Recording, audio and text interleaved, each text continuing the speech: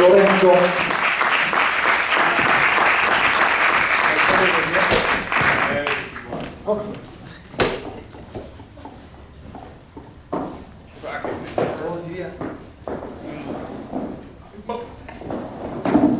Come si vede? Qua. Anche da bere? Anche da bere. Rigorosamente acqua. Vai in mezzo, dai, vuoi stare in mezzo? No, io non so, lo stesso. Vabbè, cambia poco. Microfono va. Perfetto. Funziona tutto? Funziona tutto. Di quello che abbiamo non manca niente.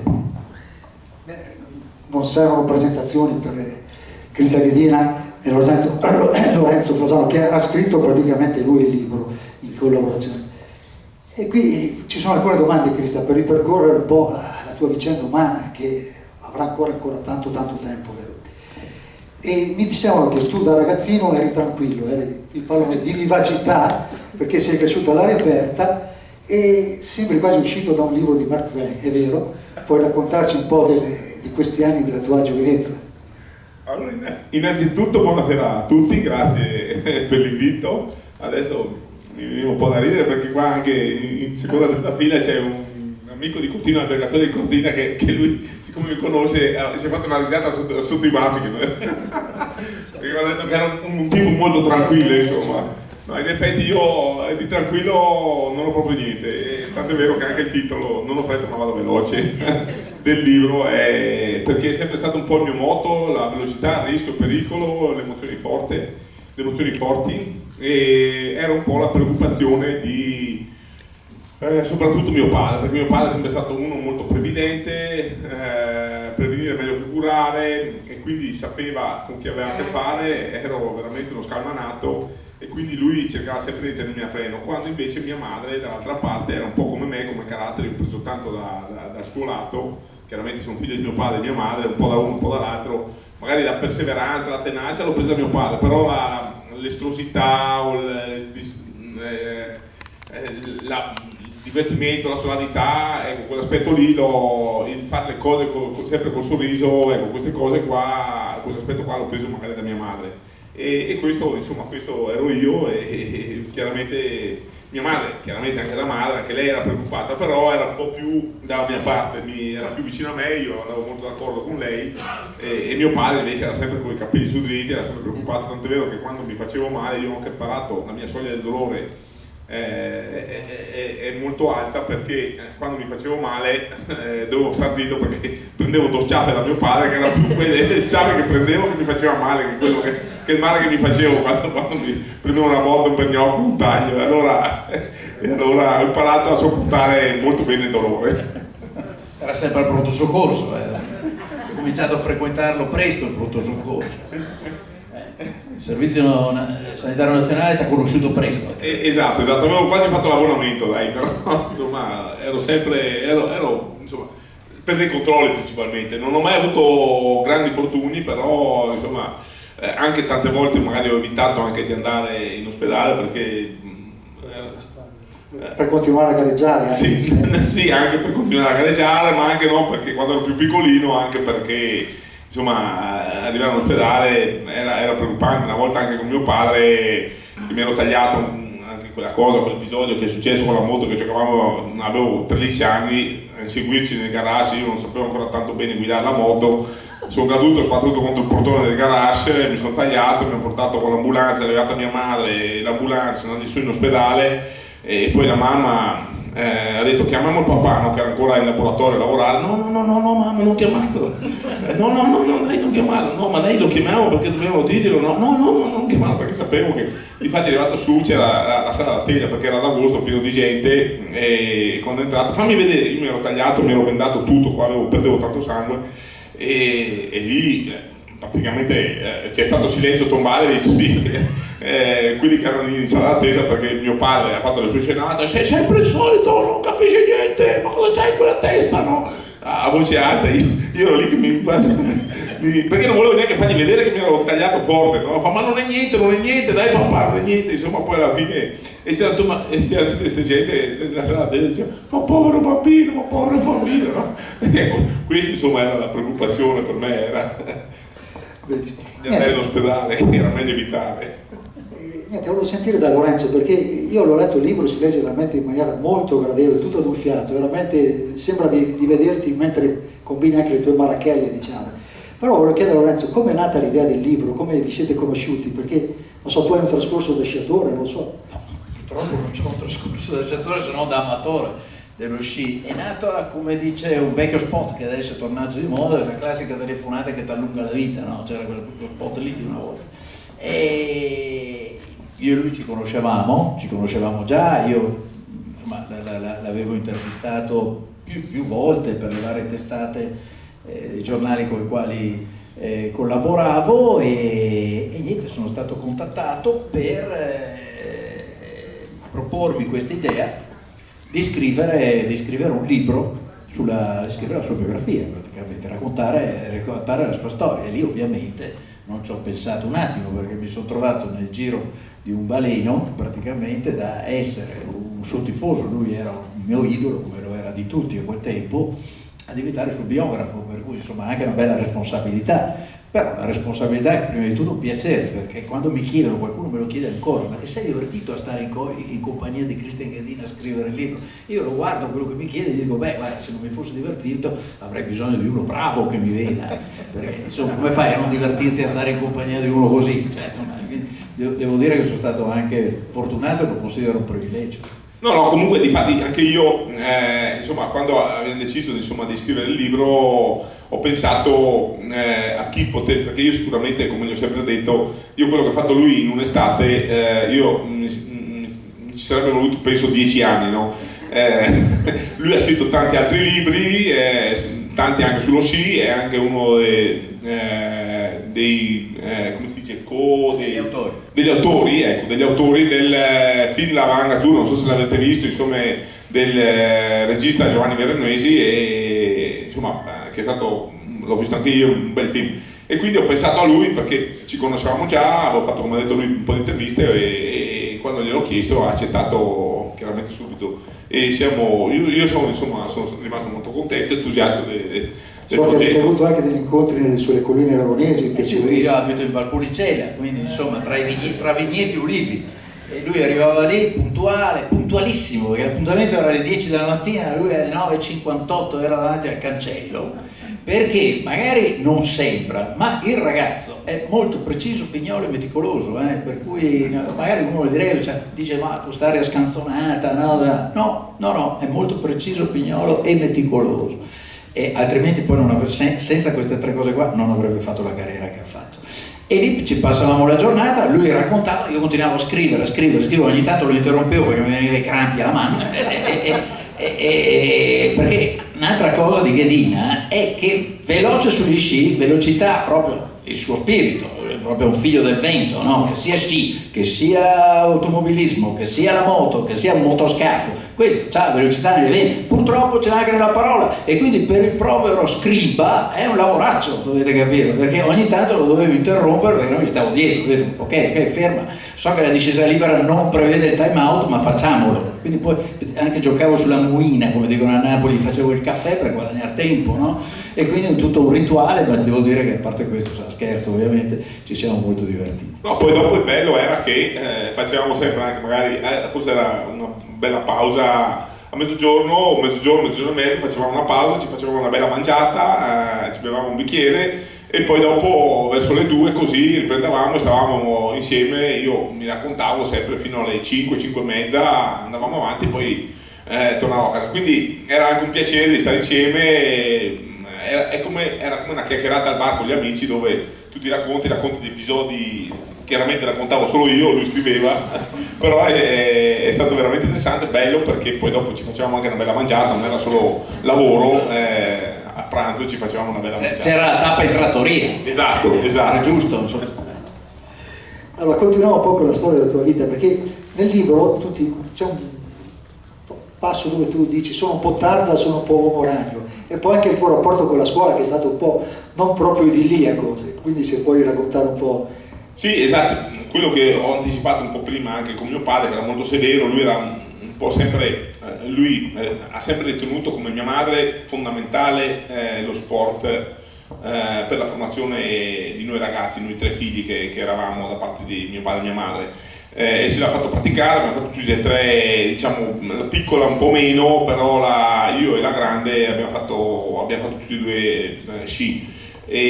Però lui diceva sempre che lo sport è un'avventura, viene fuori uno su 1 milione e hai poca garanzia di successo, mentre lo studio hai garanzia di successo, perché se tu ti applichi la tua strada la trovi. Nello sport per emergere, arrivare, sono troppe le variabili, no? E lui si è sempre un po' basato su questo aspetto qua, però era sempre considerato fondamentale. Ce l'ha fatto fare, tant'è vero che quando poi dopo mi hanno convocato in nazionale, lui mi ha ribadito sempre questo fatto qua, per me è tanto non andare da nessuna parte, perché io con la scuola, sostanzialmente, lui mi diceva anche questo, perché lui gli è mancata tanto la scuola, lui ha iniziato a lavorare a 12 anni in panificio, si alzava alle 3-4 del mattino, il nonno non lo faceva studiare, lui voleva studiare, voleva leggere, non poteva, ha sempre letto tanto, però doveva lavorare in panificio perché bisognava produrre, insomma, produrre moneta, e quindi forse anche per quello lui con noi bambini voleva, un po' come adesso, forse che questo è un po' un grande errore, no? Da parte dei genitori che vogliono avere,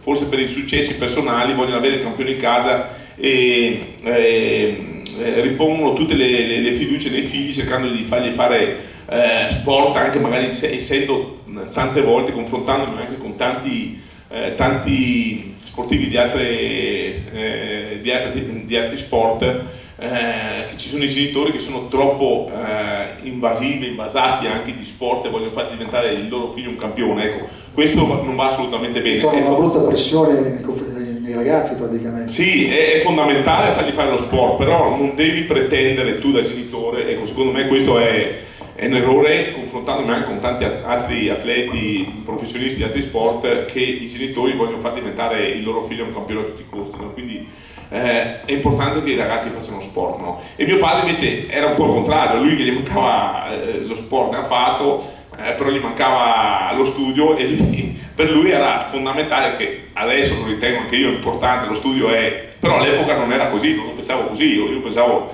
anche perché volevo un po', mi piaceva un sacco fare qualsiasi tipo di attività sportiva e volevo portare avanti lo sport. Mio padre ha detto, quando mi ha convocato in nazionale a 16 anni, ha detto sì, ti farai i tuoi 2 o 3 anni di esperienza in nazionale e poi ti rimetto di nuovo a studiare, e lì è nata forse una sorta di competizione con mio padre, perché non potevo mai controbattere e dimostrargli il mio valore e quindi impegnarmi in quello che, ancora di più in quello che facevo. Leggendo il libro ci sono 3 date che secondo me sono abbastanza importanti nella tua vita: il 4 aprile 85, il 7 aprile del 91 e poi c'è anche però il 15 febbraio del 2007. Devi ricordartelo perché rischi grosso se allora, no, perché adesso ho preso tanti colpi in testa, allora il 4 aprile 85, sì, quella è una data che, allora, andiamo per step, no?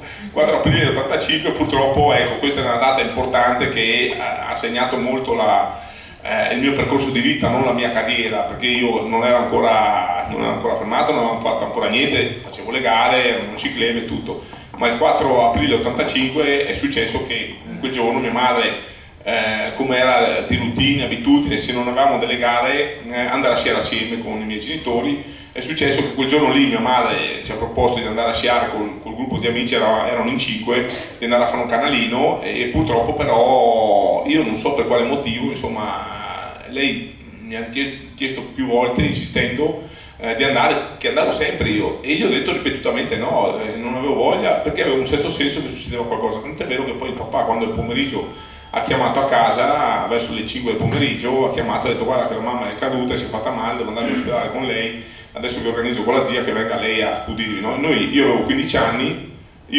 anni, la Katia ne aveva 17, 2 anni più vecchia di me, e la Sara ne aveva 11.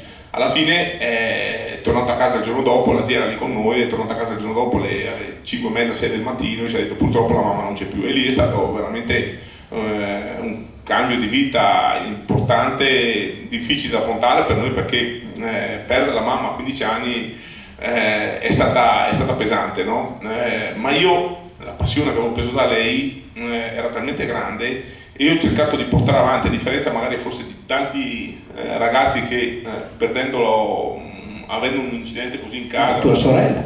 Mia sorella, per esempio, ecco sì, mia sorella che era in nazionale, lei era 2 anni più anziana, 17 anni, si è sentita in dovere di prendere un po' le redini della famiglia e accudire un po' noi 3 e anche dare una mano in casa per occuparsi delle faccende di casa, e quindi lei ha smesso di sciare. Io invece ho reagito in modo contrario e sono andato. Racconto una cosa, apro una parete, proprio questa è venuta fuori, non se la ricordava neanche, quando lui mi racconta questo passaggio drammatico della sua vita, perché è un ragazzo di 15 anni che perde la mamma, poi insomma, la storia di Ghedina è uno che fa discesa ma che la vita ce l'ha in salita, ok? E vince in salita nonostante faccia discesa. È venuta fuori questo racconto qua che gli è venuto fuori di lui, ma neanche se lo ricordava così bene, che una settimana dopo quella tragedia lì, lui doveva andare a fare una gara di sci con il comitato veneto a Obereggen, doveva andare a fare un super gigante, e il papà e anche il suo allenatore del comitato non erano assolutamente dell'idea di farcelo andare dopo quello che era successo, perché chiaramente insomma avevano paura, avevano timore, non era nelle condizioni diciamo ideali per affrontare comunque una disciplina pericolosa, perché il super G è simile alla discesa, è veloce, è velocità. E lui lì, niente, punta proprio i piedi e gli dice a suo padre: no, guarda, io quella gara lì la voglio andare a fare, e non solo la voglio andare a fare, voglio andare lì a provare a vincere per la mamma. Una settimana dopo va a Obereggen, fa questa gara e la vince. E quindi lì, quando lui mi ha raccontato questa cosa qua, insomma lì ho capito che ha fatto tante vittorie, però secondo me la più importante di tutte è quella lì, perché la sua storia poi parte da quella gara lì, se no oggi non saremmo qui a raccontare questa storia. Sì, che poi dopo lui Lorenzo ha detto io questo non me lo ricordavo, perché in effetti questa storia qua me l'ha raccontata, io non me lo ricordavo. Poi dopo, quando mio padre mi ha raccontato un giorno che eravamo a tavola, mi fa: ma tu ti ricordi che poi dopo, quando tanti anni dopo che era morta la mamma, insomma non so quando, mi fa che una settimana dopo tu dovevi andare a fare una gara ma boh, forse sì, non so cosa. E mi ha raccontato lui questo episodio qua, io non me lo ricordavo proprio, e quindi anche questa cosa qua l'ho raccontata nel libro, che in effetti è una cosa che dimostra, fa capire la passione che deve avere e che avevo anche io per portare avanti uno sport, nonostante aver avuto una tragedia in casa così grossa, no? L'altra data, la seconda data, il 7 aprile 91, sì, me la ricordo. Un'altra data importante, che è stata un'altra salita difficile da superare, oltre quella della perdita della mamma, perché l'anno, diciamo, il 7 aprile 91 ho fatto un brutto incidente in macchina sulla Milano-Torino, mi è scoppiata una gomma ad alta velocità e mi sono capotato più volte con l'auto, dove poi dopo io con questo incidente insomma mi sono fatto, ero forse più di là che di qua, dai primi referti, insomma dai primi accertamenti che hanno fatto, dopo che mi hanno portato in rianimazione, mi hanno messo in coma farmacologico per 3 giorni, perché avevo un edema cerebrale che fortunatamente si è riassorbito, non hanno dovuto operarmi, oltre ad essermi rotto la clavicola con la cintura, avevo rotta la clavicola, la scappola, 3 costole, avevo rotto i polsi, avevo rotto il naso, lo zigomo, ho perso un pezzo di orecchio, un'abrasione nel braccio, insomma, ma il problema grosso era la testa, e lì per me è stato un percorso veramente in forte salita, perché io ero convinto di poter rientrare molto velocemente. Sono stato un mese in ospedale, quando sono rientrato a casa, poi dopo che io dormivo quasi tutto il giorno perché mi davano delle medicine molto forti per placare tutte le mie funzioni vitali, per far sì che il mio corpo recuperasse più velocemente, lavorasse solo per recuperare da questi grossi traumi. Però io avevo sempre sta nomea nel mondo dello sci che mi ero creato gli anni prima, perché io le mie prime 2 gare di Coppa del Mondo le ho vinte in tempi di record, a rientri a tempi di record dopo 2 infortuni. La prima gara, che è il più bel successo della mia carriera, è la vittoria a Cortina davanti alla mia gente che ho ottenuto a 20 anni, no? Nel primo anno che sono emerso, e l'ho tenuta 14 giorni dopo la frattura di 2 costole e una commozione cerebrale per una caduta che avevo ottenuto a Kitzbühel, una delle poche cadute che ho fatto nella mia carriera. La seconda, sempre in quella stagione, la mia seconda vittoria in Coppa del Mondo, l'ho tenuta a Ore nella gara finale di Coppa del Mondo, rientrando da un'operazione per asportazioni in anestesia totale del menisco, e a 13 giorni dopo l'operazione ho vinto la mia seconda gara di Coppa del Mondo, quindi era un po' considerato quello da recuperare i record. Quindi con quell'incidente lì, io quando poi dopo avevo capito dell'entità dell'incidente, e ho detto il prossimo anno con questo incidente qua vinco la Coppa del Mondo, e quindi avevo fretta di rientrare velocemente, e io però lì mi è caduto un po' tutto il mondo addosso, per quello che ho detto il percorso è stato molto duro in salita, perché un mese dopo che ero a casa, così a 2 mesi e mezzo dall'incidente, ho detto adesso devo iniziare a lavorare anche se non avevo l'unità, devo mettermi sotto, no? Ho provato ad andare con la bicicletta, e la bicicletta ho fatto 2 pedalate, sono caduto per terra, e lì mi è caduto il mondo addosso, perché il neurologo diceva che quando tu hai degli incidenti, dei traumi così forti in testa, le prime cose che vai a perdere sono il senso dell'equilibrio e il senso della profondità. E io lo sminuivo, no? Dico, il dottore parla per parlare, perché chiaramente deve mettere le mani avanti e tutto, è giusto che sia così. Però dico, lasciami andare a casa che poi ci penso io a recuperare, no? Io sono uno che ascolta molto il mio corpo, il mio fisico, e alla fine lì mi è caduto veramente il mondo addosso, ho detto forse il neurologo aveva ragione, e lì il percorso è stato molto in salita, tant'è vero che io ho impiegato alla fine per ritornare sul podio, E lì aggiungo una data, bisogna aggiungere sì, ho impiegato 3 anni e mezzo, insomma. Eh sì, è il 20 gennaio del 95 e sono passati 3 anni e mezzo, e lì quella diciamo che è la vittoria più significativa secondo me della sua carriera, perché è quella che segna la rinascita. Lì parte il Ghedina 2.0, la seconda fase della carriera di Ghedina, che lo porterà a vincere tantissimo, però quella è stata la prima vittoria, tra l'altro in uno dei templi dello sci alpino, cioè la pista Lauberhorn di Wengen, quindi insomma non proprio un posto banale, insomma, dove andare a vincere. Ho scelto quello giusto. Una data l'hai già detta tu, quella del 20 gennaio, no scusa, quella del 3 febbraio del 90 a Cortina, dove davanti alla gente lì, però l'altra te la ricordi? 15 l'altra non mi ricordo più, l'ultima era l'ultima che era quella, forse avevo il dubbio, 15 febbraio 2007, dovresti ricordarlo perché 15 febbraio 2006, porca bestia. Adesso 15 febbraio 2007 è proprio il giorno dopo di San Valentino, è il giorno che io mi sono dato il primo bacio con la mia compagna, sostanzialmente, che è la madre dei miei figli.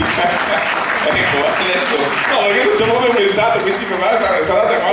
che discesa ho fatto? No, sì, stavo pensando proprio 15 febbraio, ho sentito il 2007, adesso intanto pensavo, cercavo di pensare, no? 2007, non l'ho mai citato, in effetti è un passaggio importante perché è cambiata la mia, diciamo, è entrata in auge la mia seconda parte di vita, perché la mia compagna, non sono ancora sposato, ho 2 bellissimi figli con lei, che si chiamano Nathan e Brian, e io sono innamorato, mi piacciono un sacco i bambini, tant'è vero che stamattina li ho portati, prima di venire qua, insomma, li ho portati all'asilo, e stanotte adesso avrò un'altra presentazione, un altro libro nelle zone di Padova, e stasera torno a casa dopo la presentazione che inizia alle 8:45 e finirò alle 11 mezzanotte, torno ancora a Bressanone, io adesso sto a Bressanone, e domani mattina sarò di nuovo, avrò tutti e 2 i figli, verso le 5:30, 6 arrivano tutti e 2 nel nostro letto e me li spupazzerò un po', io sarò cotto, però io adoro questi momenti qua e faccio di tutto sempre per tornare a casa, per stare con loro, perché è troppo bello, me li godo, e domani mattina li porto poi all'asilo. Tra un po' già risposto anche la prossima domanda, cioè il tuo rapporto di padre, come lo vedi. E poi un'altra curiosità, tu la chiami Patti, mi sembra tua moglie, Patti. Però la chiamano Snizzi. Volevo chiedere, perché vuol dire bistecchina. Snizzi è un diminutivo, perché lei è madrelingua, diciamo, tedesca, parla perfettamente l'italiano, però è altoatesina, perché io sto a Versanone, lei ha un'azienda, deve portare avanti, quindi io ho più facilità a muovermi perché ho meno impegni, non ho un lavoro fisso che devo stare io, diciamo, ho attività di stare là, lei ha un'officina da mandare avanti con 30 dipendenti, e quindi deve stare là, e lei parla perfettamente tedesco e italiano, però Snizzi è un diminutivo di tradotto un po' italianizzato, tedesco italianizzato, Schnitzel vuol dire bistecca, no? e Snizzi è un diminutivo in italiano che vuol dire un po' bistecchina. Bistecchina. Io e lei ci chiamiamo bistecchine praticamente, lei mi chiama Snizzi, e che ormai siamo talmente abituati, quando siamo anche in Alto Adige o in Austria così, io chiamo Snizzi e lei, sì dimmi, ciao Snizzi, no, e la gente che ci sente Snizzi ci guarda, vuol vedere, chiama suo marito, suo compagno o io chiamo la mia compagna Snizzi bistecchina, no? Si mettono tutti, ma non siamo, ormai siamo talmente abituati che non ce ne rendiamo neanche conto, no? Bene. E vediamo perché qui si può stare veramente. So che a che ora... No, bisogna leggere il libro, no? Poi dopo ci sono tanti un po' di aneddoti, qualcosa abbiamo raccontato. E qui parli di un eroe, di un certo dottor Schönuber. Esatto, ecco. Santo Meriterebbe un libro a parte il dottor Ecco. Schönuber. Film. Se volete dire Il nostro qualcosa. dottor Zivago. Il Ecco, dottor qua Schönuber. può raccontare magari Lorenzo che ormai la sa Allora, bene di me. succede questo. Siamo nel 90, lui va a fare la discesa di Kitzbühel, fa un volo, letteralmente un volo, si rompe 2 costole e quindi niente, lo fermano, i medici della Fisi lo fermano, perché ci sono ovviamente i tempi di recupero. L'anno in cui io sono emerso, che io arrivavo da 2 gare, 2 podi dove ero passato in testa alla Coppa del Mondo da un emerito sconosciuto che era una promessa, si vociferava che poteva essere il nuovo futuro dello sci, però non aveva ancora dimostrato niente. Quella gara lì era Kitzbühel, la terza gara, ed ero leader momentaneo della Coppa del Mondo davanti ai grandi nomi come Zurbriggen, Peter Müller, Girardelli, Franz Heinz, quindi il GOAT del 10° mondiale. Sì, solo che succede questo, praticamente dovevano fare la discesa a Wengen, ma era un anno che non c'era neve e quindi a Wengen non si poteva correre, e cosa ti fanno quelli della federazione internazionale? Mettono il recupero dove? A Cortina, a casa sua, e c'è sto qua, hai capito, con 2 costole rotte che alla fine diventa un leone in gabbia. 8 anni che non facevano più le gare di Coppa del Mondo a Cortina. Cioè, come fa a rinunciare alla gara di Coppa del Mondo a casa sua, davanti alle sue gente, davanti alle sue montagne? Però non ha il via libera, non c'è il semaforo verde dei medici. E poi c'era il problema che era troppo sottodata, cioè troppo vicina. 2 settimane. Erano 14 giorni dopo il mio incidente. E allora lì entra in gioco, eccoci al dottor Schönuber, il nostro eroe. Il nostro eroe perché? Perché il Ghedina si trasforma in pugile, sale sul ring e lo lavora letteralmente ai fianchi finché lo mette all'angolo, e questo per sfinimento praticamente lancia l'asciugamano sul ring e gli dà l'idoneità. Ha detto: Ghedina, basta che mi lasci vivere, va a fare questa gara Cortina, e ci va. Tanto è vero che noi al dottor Schönuber abbiamo deciso di dare un premio Nobel che non c'è, che è quello per la pazienza, che bisognerebbe comunque inventare, e se lo merita tutto. E quindi lui riesce in 13 giorni, praticamente 14 giorni, cos'erano? Insomma, 14 giorni, va a Cortina, lo fasciano rigido con 2 costole ancora, che lui faceva finta di star bene, in realtà era male, e vince la gara a casa sua, sotto le tofane, davanti alla sua gente. La mia prima gara, la mia prima vittoria in Coppa del Mondo, a casa mia, davanti alla mia gente, dove era venuto il mondo, perché era la nuova rivelazione dello sci, e quindi tutta la gente, tutti i tifosi mi aspettavano al varco, quindi io dovevo far vedere, dovevo riconfermarmi quello che avevo fatto vedere nelle 2 gare precedenti prima di farmi male, perché io 2 gare le ho perse, quella a Val d'Isère, che era la settimana subito successiva al mio incidente, però a Cortina non potevo perdere, e quindi sono entrato, è la vittoria più bella che ho ottenuto nella mia È carriera. la più bella vittoria sua, e anche del dottor Schönuber. Però Cristian, nella veste di padre, se tuo figlio facesse una cosa del genere, cosa diresti? Io posso immaginare, mia madre purtroppo non c'era più, e lei forse mi avrebbe sostenuto, no? Lei avrebbe un po' cercato di mediare, però mio padre, insomma, posso immaginare, per lui è sempre stata una sofferenza. Io ogni volta, pensate che io quando partivo per le gare di Coppa del Mondo, lui prima di partire da casa per andare via a fare la gara mi diceva: mi raccomando, va piano. Dico: papà, se vado piano me ne sto anche a casa. Dico.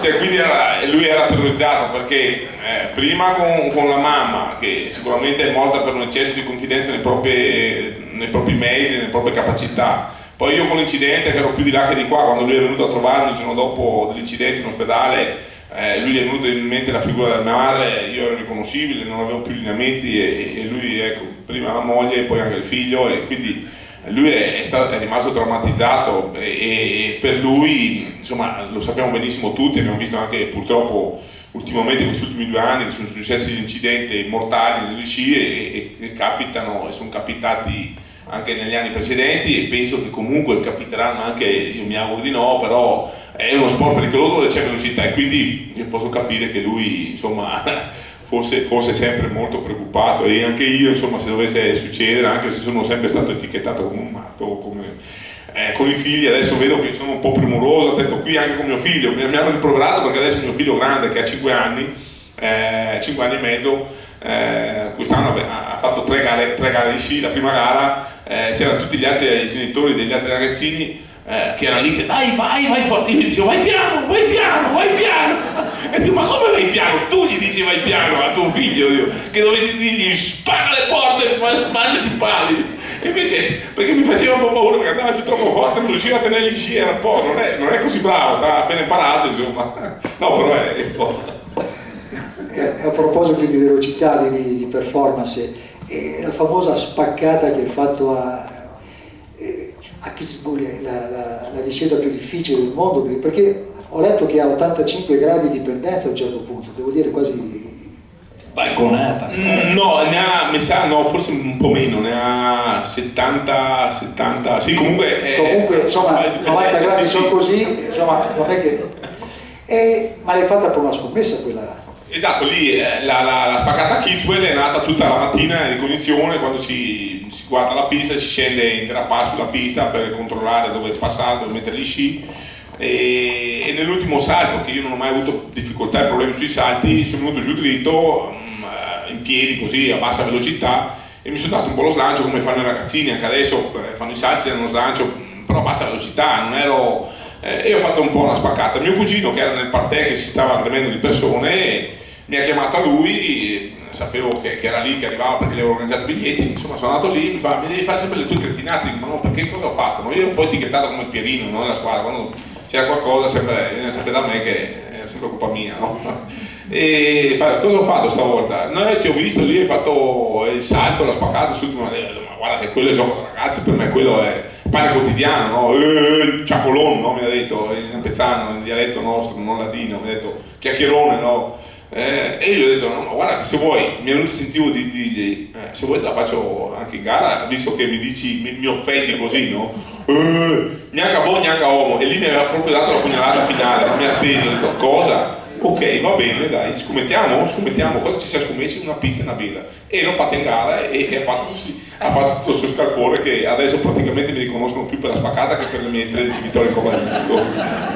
Pensa che poi alla fine della gara l'aveva vinta un austriaco, uno dei più grandi discesi della storia dello sci austriaco, Stefan Eberhardt. Per gli austriaci vincere a Kitzbühel, ragazzi, cioè il massimo, cioè che vincere Kitzbühel è come vincere Wimbledon nel tennis, più o meno la stessa cosa. Dovevano premiare i primi 5. Sì, i primi 5, la premiazione ufficiale prevede che alle premiazioni delle gare di Coppa del Mondo premiano sempre solo i primi 5. I primi 5, lui è in albergo, già che si fa la valigia per tornare a Cortina, finché invece lo chiamano, hanno variato il protocollo per premiare lui perché aveva fatto qualcosa di eclatante e la gente lo acclamava, e quindi hanno fatto più festa a lui, gli austriaci, rispetto a Eberhardt, in austriaco, che aveva appena vinto la gara. Sì, è stato molto. E lì secondo me si apre poi tutto un altro discorso da fare, no Mario? Che cos'è quella spaccata lì? Ok, abbiamo tutti in mente, però pensateci un attimo, quella spaccata lì è un manifesto, è un poster dove praticamente c'è tutto Ghedina dentro quella spaccata lì, perché quella spaccata lì, pensate cosa esprime? Cos'è che esprime? Esprime la gioia per correre su un paio di sci, esprime proprio la gioia di fare quello che amava fare sto ragazzo. Ed è un fotogramma che è rimasto così iconico che poi è stato trasmesso alle generazioni che si sono susseguite e tutti l'hanno interpretato in quella maniera lì. È proprio il manifesto della gioia di sciare, che poi è quello che lui ha sempre provato, ma soprattutto, e questo per me è il suo grande merito, ha avuto sempre la capacità di trasmettere. E per quello che la gente ti vuole ancora così. tua staccata, perché so che dopo la Red Bull ti ha aperto un po' un mondo un po' particolare, se vuoi accennare al... Esatto, poi dopo, proprio da quella spaccata è nata la mia passione per i motori, l'ho sempre avuta. Io ho sempre anche detto che se fossi nato in Romagna sicuramente poi dopo, non so se sarei diventato forte o no, però Valentino Ghedina avrei fatto o il pilota di moto o il pilota di auto, dove c'è in Romagna, sappiamo tutti che c'è un culto dei motori molto forte, no? E io avevo una grande passione per i motori, forse anche per il fatto che mio padre me li ha sempre vietati, perché lui per lui motori voleva dire morte assicurata per me, no? Già Scusa se ti interrompo questa, ma tu hai rubato anche un Vespone una volta, hai preso il prestito? sì, era proprio quell'episodio che avevo raccontato parzialmente dell'incidente, quando mi ero tagliato, che sono arrivato in ospedale, mi ha portato la mamma, e insomma sono andato su con l'ambulanza e tutto, mi ero tagliato, era caduto proprio col Vespone in garage, rubato fra virgolette. L'avevo preso in prestito, non rubato. Era il Vespone del panettiere che arrivava a casa, parcheggiava lì il Vespone e io perdevo le bave perché la moto papà non me la lasciava. E siccome era senza chiavi, senza niente, questo qui veniva, il panettiere prendeva il furgone e andava a portare in giro il pane per i vari alberghi di Cortina, i centri commerciali, cose. E io sapevo tutte le tempistiche, per ormai viviamo in casa, una casa a 3 appartamenti, sapevo le tempistiche, quindi ero lì che bavavo, dico, ogni tanto provavo a cena, avevo 14 anni, 13 anni, insomma, dico dai, un giorno arriva questo mio compagno, un mio amico, arriva in garage, chiudo il portone del garage, abbiamo un garage a 6 posti macchine, a 9 posti macchine, insomma, e iniziamo, dai che facciamo il seguimento, non sapevo guidare tanto bene, e sono andato a sbattere contro il portone del garage, per fortuna aveva il paraurti, sto Vespone. Poi dopo la mia preoccupazione più grossa non era tanto il sangue che perdevo, perché ho perso talmente tanto sangue che facevo l'uomo ragno, no? Che facevo con la vena così, mi tappavo il sangue e gli facevo guarda, come l'uomo ragno, ma dai, dammi una mano imbecille, vieni qua, dammi una mano, perché incassato il portone, no? Io ero lì che giocavo col sangue, che ho fatto, sembrava che avessero sgozzato il maiale, c'era sangue dappertutto, sul muro, sulle pareti della porta, così c'era incastata la porta, insomma, e questo qua era, poi dopo per fortuna la mia preoccupazione era per la Vespa non si era sempre un po' piegato, il paraurti l'abbiamo raddrizzato, cioè il parafango davanti l'abbiamo raddrizzato, l'abbiamo messo a posto, e però c'erano tutte le gocce di sangue che davanti e dietro, quando sono arrivato, no,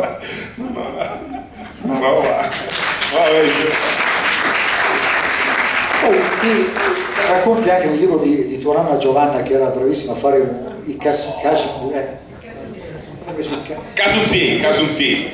è Lampezzana, piatto tipico di Cortina, sono dei ravioli, una pasta del raviolo fatta a uovo e farina, però con ripieno di rapa rossa e un po' di patata, no? È un piatto è tipo un po' come con la zucchero, un po' dolce, non a tutti piacciono, però a me, io ne andavo matto, ero goloso. Perché di solito ne mangiavi 30, ma in quell'occasione quanti ne hai mangiati? No, esatto, la nonna mi ha invitato una settimana prima di partire per i mondiali del 96 a Sierra Nevada e mi ha detto, vuoi venire a fare una mangiata di così? Io dico, nonna, grazie, gentilissimo, perché faceva sempre la gara, non li potevo farci invitare, perché ormai faceva fatica a farli, ne faceva un paio di volte all'anno e basta. Quel giorno mi ha chiamato lei di sua spontanea volontà perché ha detto chissà cosa mangerai in Spagna, no? I mondiali, adesso fate una bella mangiata così almeno vai via con la pancia piena e hai una bella riserva. Nonna, grazie. Io ho evitato di fare colazione per farmi una mangiata ancora più abbondante, insomma sono arrivato lì, siccome avevo il vizio e ancora adesso ho il vizio di contarli quanto ne mangio, ne ho mangiati 89. È un piatto da portata, normalmente sono 10, 12, 15, quelli che te ne mettono di più, no? Praticamente 2 vassoi da portata. Mia nonna poi voleva ancora farmi la bistecchina, no? Dopo, nonna basta, mi viene fuori dalle orecchie. No? Ho bevuto il caffè, sono andata a casa, l'ho ringraziata, gli ho detto giuro che se vinco una medaglia te la dedico. Sierra Nevada sono andato, ho vinto la medaglia e gli ho dedicato, ho fatto una pubblicità incredibile anche al mio paese, ai Casunzi di Cortina, perché ha scritto su tutti i giornali. Grazie ai Casunzi della nonna Giovanna, Ghedina vince la medaglia d'argento ai campionati mondiali. Ma poi facendo le ricerche, quindi andando a leggere i giornali dell'epoca che raccontavano quella gara lì, ho trovato una bellissima, perché lui durante la discesa a Sierra Nevada soffre di crampi all'altezza dell'anca.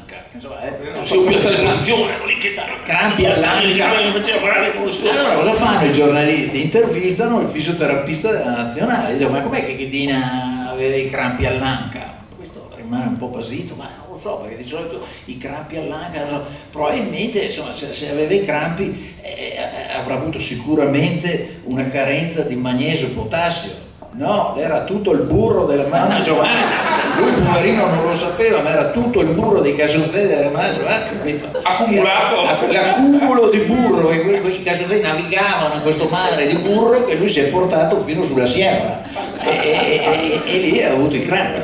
Però Se non avevi il cranio, fisioterapista non lo poteva sapere. Magari la medaglia d'oro forse la portavamo a casa, però insomma mi sono fatto una bella mangiata, la medaglia la porto a casa lo stesso. Pensa per il Casonzei di Cortina, lui dovrebbe essere ambassador del Casonzei di Cortina nel mondo, perché gli ha fatto una pubblicità incredibile ai Casonzei a Pezzani quella volta lì.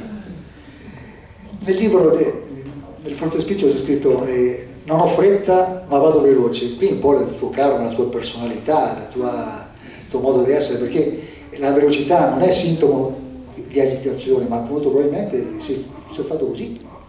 Sì, sono fatto così, mi piace proprio, ho sempre, come ho detto, non so, genetica, poi dopo alla fine crescendo ho avuto sempre questa passione, c'è qualcuno che è più tranquillo, qualcuno che è più... Tu a scuola riuscivi a rimanere seduto sul banco 3 minuti? Non facevo molta fatica, no, stavo seduto, no, sto anche seduto, sì, però anche lì è un altro episodio che ho raccontato una volta in seconda elementare, la maestra, la povera Caldar, che poi era veramente una santa anche lei, però una volta si è tolta la cintura dal suo, perché ero sempre che mi alzavo, facevo, disturbavo, spostavo la sedia, mi ha preso la sua cintura che si legava tipo un vestito lungo e mi ha legato alla sedia, allora io poi dopo la prendevo in giro perché mi andavo, tanto vado in giro lo stesso, no? E con la sedia attaccata dietro, no? E mi muovevo lo stesso, insomma, sì, era un po', dovevo muovermi, io dovevo fare attività perché avevo bisogno di muovermi. Questa domanda però la voglio rivolgere a Lorenzo. La grandezza di Ghedina, perché Ghedo? Cosa lo fa di essere Ghedo in particolare?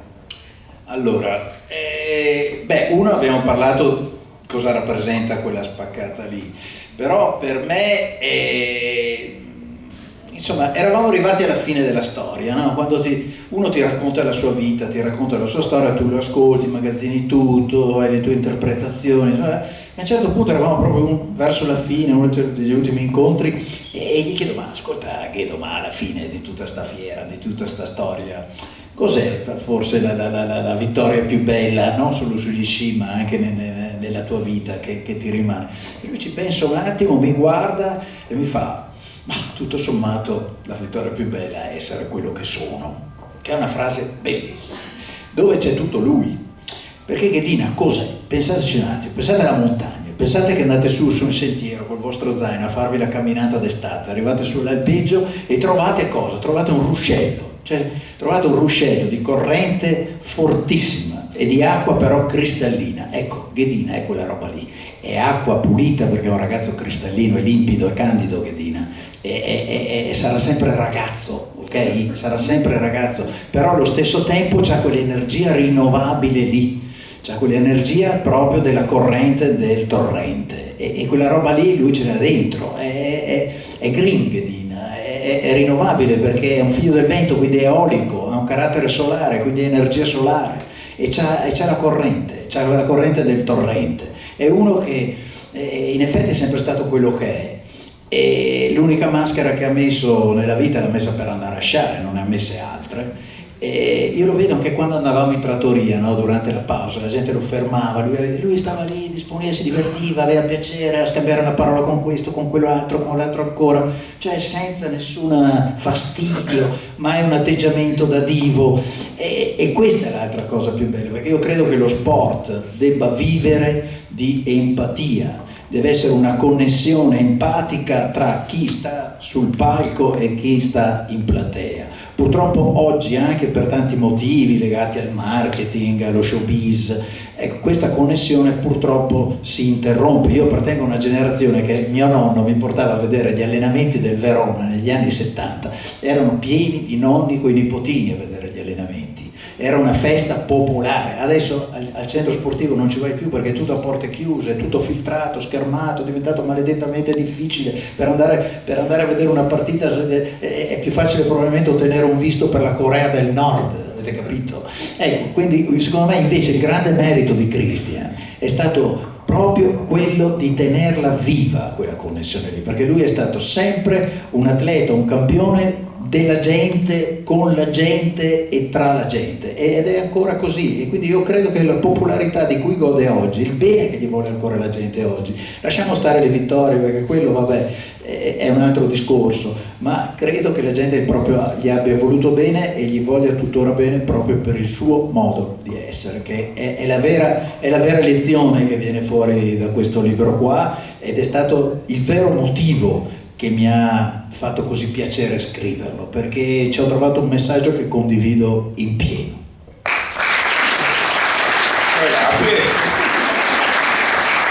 Sì, in effetti c'è un'aria scanzonata da ragazzo, però in realtà il messaggio che penso tu possa dare adesso ai giovani, anche meno giovani, nella tua carriera da sportivo professionista sei stato molto meticoloso, molto preciso, e anche nel libro racconti che sei un po' pignolo anche, però i tuoi risultati te li sei guadagnati, non sono arrivati per caso, quindi il messaggio che dai ai giovani deve essere, diciamo, particolare. Sì, diciamo che nessuno ti regala niente, sai, niente arriva per caso, o magari forse puoi ottenere anche un successo, però magari un successo a sé stante. Per arrivare e conquistare la vetta è dura, bisogna lavorare tanto, tanta costanza, tanta dedizione, tante rinunce, essere precisi, meticolosi, maggior ragione oggi che per eccellere ormai non devi più lasciare niente al caso, no? Perché ormai per esempio nel mio sport i distacchi si sono assottigliati tantissimo, no?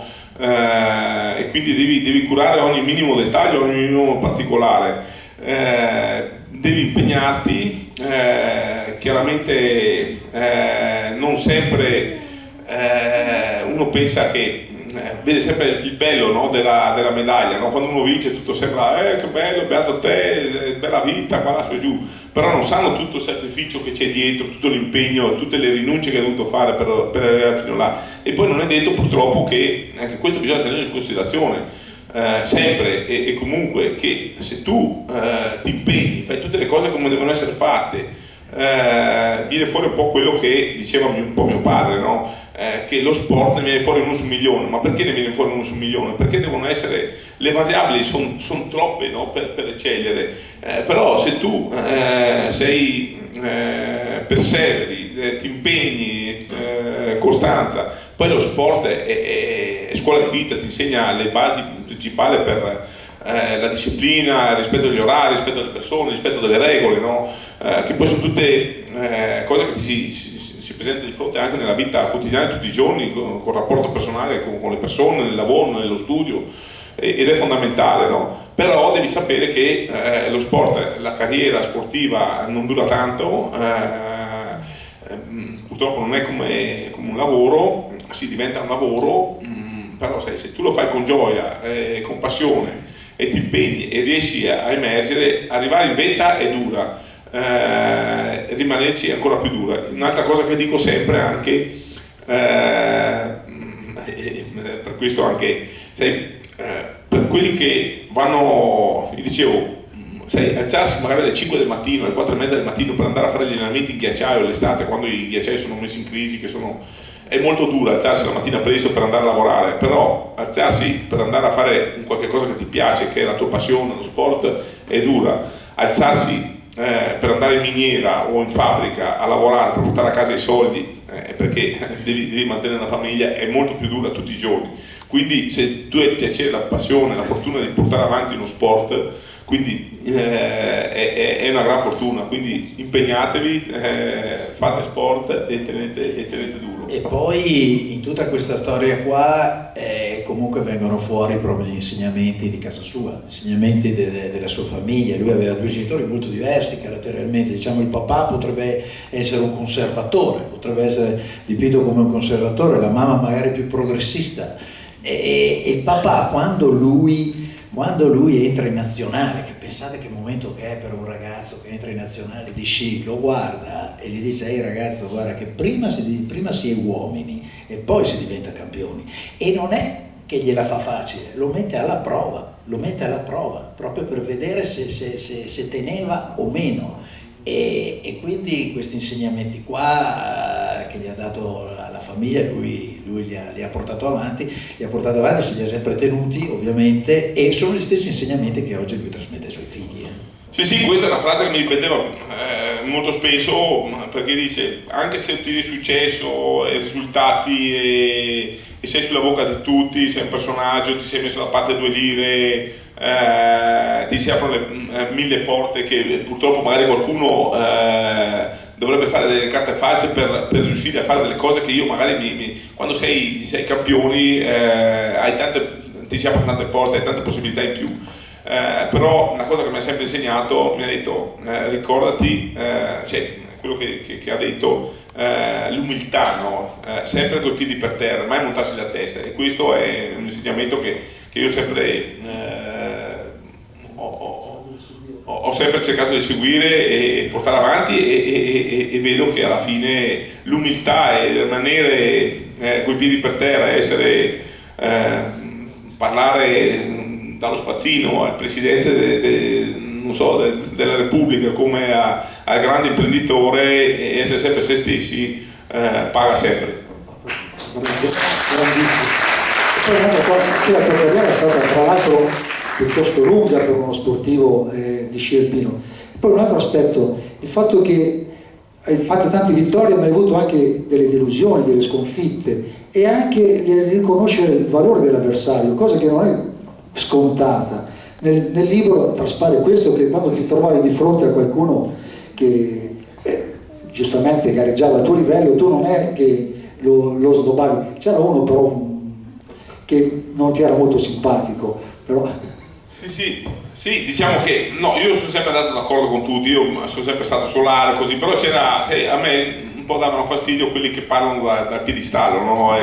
E questo, diciamo, nello sci, o come in poi in tutti gli ambienti, può capitare, no? Di trovare quello che ce ne sono tanti, purtroppo, o forse anche per fortuna, perché magari anche va bene. Purtroppo e basta, no? Perché no, comunque sai, magari impari anche a conoscere come gira il mondo, e sai che quella persona lì è meglio che una persona che la devi mettere da parte, no? E non avere a che fare, e uno di questi era un po' Patrick Gottlieb, no? Io l'ho raccontato perché Patrick Gottlieb era uno che lui ha vinto il campione olimpico, campione mondiale, ha vinto la coppa di discesa più volte, ha vinto anche la strike di Kitzbühel, perché dicono anche nel mondo del discesismo che se tu non hai vinto una volta Kitzbühel non puoi considerarti un discesista, no? Kitzbühel è l'Olimpo dello sci, no? Anche, vabbè, un'Olimpiade sì, però per esempio un Body Miller che ha vinto tutto, ha vinto Coppa del Mondo generale di slalom,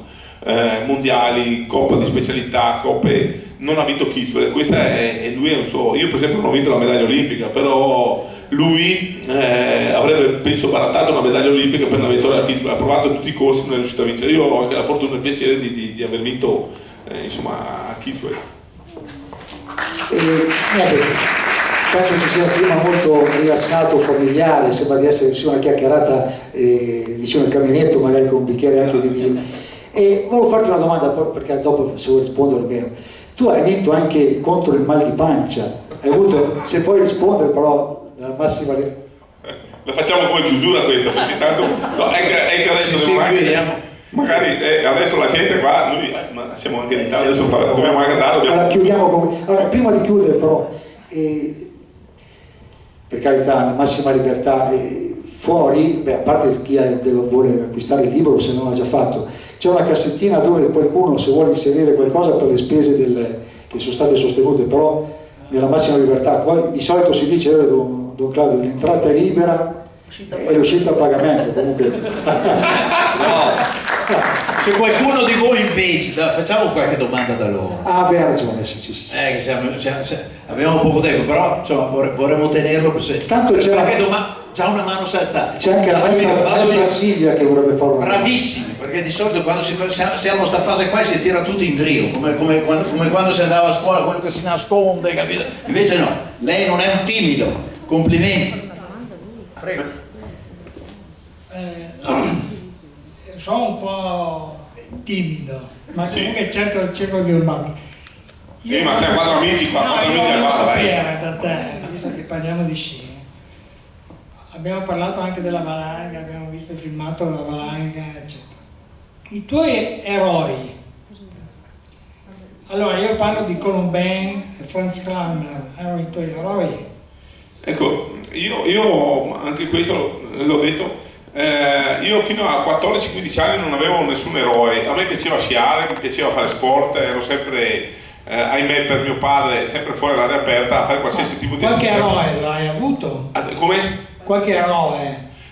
No, difatti io fino a 15 anni niente, poi dopo, quando sono entrato in nazionale a 16 anni, ecco, tra i 15 e i 16 anni ho iniziato ad appassionarmi un po' di più, guardavo un po' in maniera un po' più approfondita lo sci, perché non ero uno di quelli che fanatico di poter vedere le gare o non mi medesimavo in un idolo, però verso quell'età lì, 14, 15, 16 anni, mi sono appassionato un po' di più e ho iniziato a seguire gli atleti. Mi sono appassionato di Pirmin Zurbriggen. Con Pirmin Zurbriggen era diventato a 16 anni, però se no prima non sapevo neanche chi fosse. A me piaceva la competizione, le gare, la velocità, i salti, sciare, fare lo sport. E Cavallo Pazzo?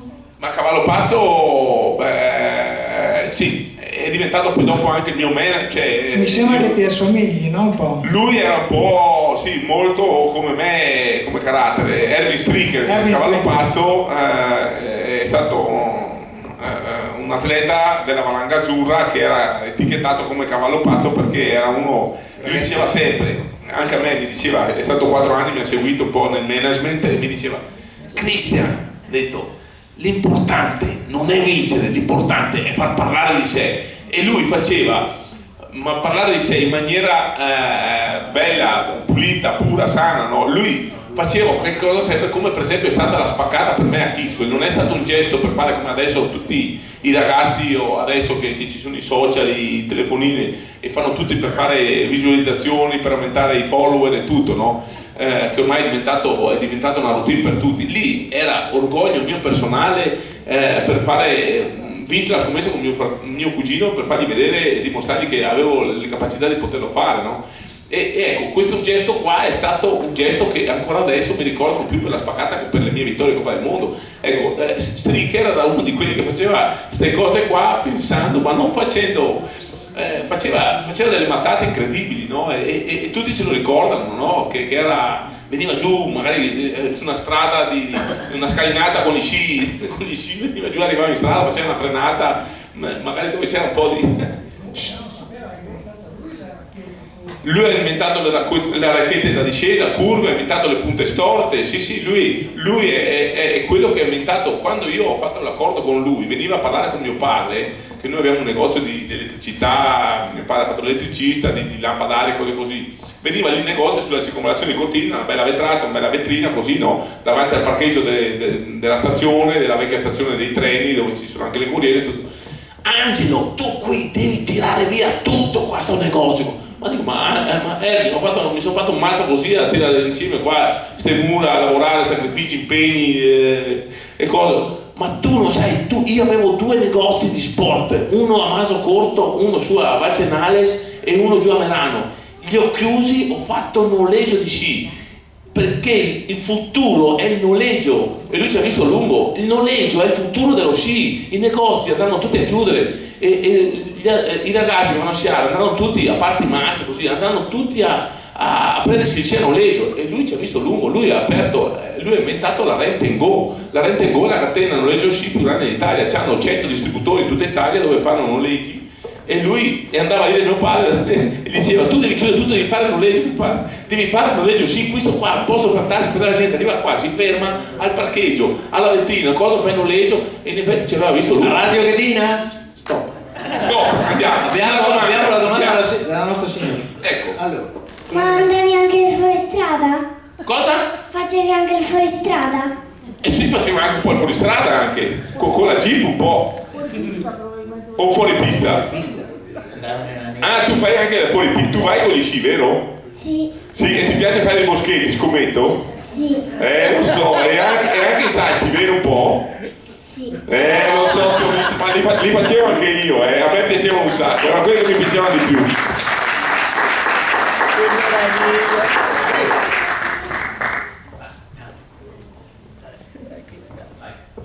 pensi che i tuoi figli seguiranno le tue orme?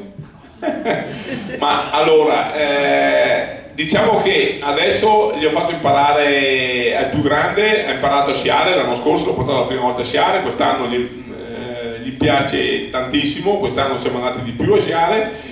Però per me è importante che loro facciano tanto sport. Adesso un po' gioca a calcio, poi lo faremo anche giocare un po' a tennis. Gli abbiamo insegnato che è importante e fondamentale anche a nuotare, a stare a galla sull'acqua, che un bambino piccolo insomma deve imparare, per me è una regola di base che deve imparare a nuotare, perché anche per la sopravvivenza, perché se uno non impara a nuotare dopo quando cade nell'acqua magari una volta vai a negare, cioè ti anneghi, e quindi per me la cosa importante è che facciano sport. Poi dopo che siano loro, devono essere loro che devono scegliere quando hanno una certa età, se vogliono fare calcio, vogliono fare pallavolo, vogliono fare moto, vogliono fare sci, vogliono fare tennis o qualsiasi cosa atletica leggera, però io voglio che loro facciano più sport possibili. Ok.